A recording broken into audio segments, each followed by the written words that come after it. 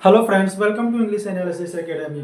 कल की वीडियो में हमने देखे थे फ्यूचर कंटिन्यूअस टेंस क्या होता है, क्यों यूज किया जाता है, हेल्पिंग वर्ब कौन सा है, सेंटेंस कैसे पहचानते हैं, सेंटेंस स्ट्रक्चर्स क्या है, सेंटेंस की फार्मूला क्या है।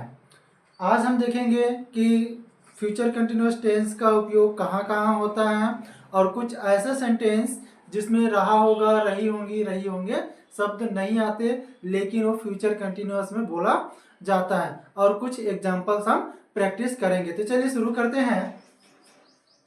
फ्यूचर कंटिन्यूअस टेंस मतलब जब कोई कार्य भविष्य में जारी होगा या शुरू होगा तो क्या होगा, उस समय हम फ्यूचर कंटिन्यूअस टेंस यूज करेंगे। जैसे वह क्रिकेट खेल रहा होगा, he will be playing cricket. उसी तरह जब कोई कार्य चल रहा होगा और दूसरा कार्य शुरू होगा उस समय भी हम फ्यूचर कंटिन्यूअस टेंस यूज करते हैं। जैसे जब तुम आओगे मैं टीवी देख रहा होऊंगा, I will be watching TV when you come. उसी तरह जब कोई दो कार्य भविष्य में एक साथ हो रहे होंगे, जैसे मैं क्रिकेट खेल रहा होऊंगा और तुम देख रहे होंगे, दोनों कार्य किसमें है, फ्यूचर में। जैसे I shall be playing cricket and you will be watching. अब ये सेंटेंस देखिए, जैसे मैं बैठा होऊंगा, आई शैल बी सीटिंग। मैं बैठ रहा होऊंगा, I shall be sitting down. मैं खड़ा होऊंगा, आई शैल बी स्टैंडिंग। मैं खड़ा हो रहा होऊंगा, I shall B standing up. मैं लेटा होऊंगा, आई शैल बी लाइंग। मैं लेट रहा होऊंगा, I shall B lying down. मैं पहना होऊंगा, आई शैल बी वियरिंग। या मैं पहन रहा होऊंगा, आई शैल बी वियरिंग। तो दोस्तों ये थे फ्यूचर कंटिन्यूअस टेंस के यूज, और कुछ ऐसे सेंटेंस जिसमें रहा होगा, रही होंगी नहीं आते। ये वर्ड याद रखिएगा, जिसमें हम रहा होगा, रही होंगी शब्द नहीं बोलते फिर भी हम कंटिन्यूअस में उसे बोलते हैं। देखिए अब सेंटेंस, कल मैंने फार्मूला बताया था कि फ्यूचर कंटिन्यूअस टेंस का अफर्मेटिव सेंटेंस होता है, सब्जेक्ट होगा, हेल्पिंग वर्ब आपका शैल या विल बी, और वर्ब में आईएनजी होगा। तो देखिए वह खा रहा होगा, ही विल बी ईटिंग। वह नहीं खा रहा होगा, he will not be eating. क्या वह खा रहा होगा, विल ही बी ईटिंग। क्या वह नहीं खा रहा होगा, will he not be eating.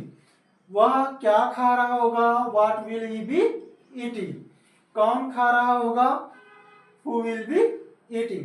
दोस्तों यहाँ पे मैंने अब अफर्मेटिव सेंटेंस लिखे हैं। इस सेंटेंस का अफर्मेटिव, नेगेटिव, इंट्रोगेटिव, इंट्रोनेगेटिव और डब्ल्यूएस क्वेश्चन इस तरह से आप बनाकर बोल बोल के प्रैक्टिस करेंगे। जैसे चलिए शुरू करते हैं। वह झूल रहा होगा, ही विल बी स्विंगिंग। लोग शिक्षा को फैला रहे होंगे, people will be spreading education. लोग शिक्षा को नहीं फैला रहे होंगे, people will not be spreading education. क्या लोग शिक्षा को फैला रहे होंगे, will people be spreading education. क्या लोग शिक्षा को नहीं फैला रहे होंगे, will people not be spreading education. वह आंसू बहा रही होगी, she will be shedding tear. वह आंसू नहीं बहा रहा होगी, she will not be shedding tier.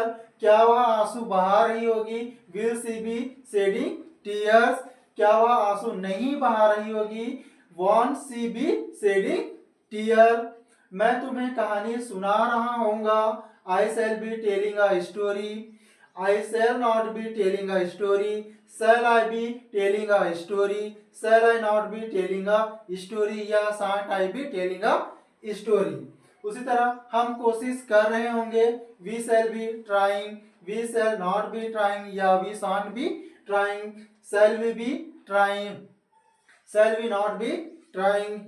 मेहमान भोजन का स्वाद ले रहे होंगे, guest will be tasting food. Guest will not be tasting food, will guest be tasting food, will guest not be tasting food.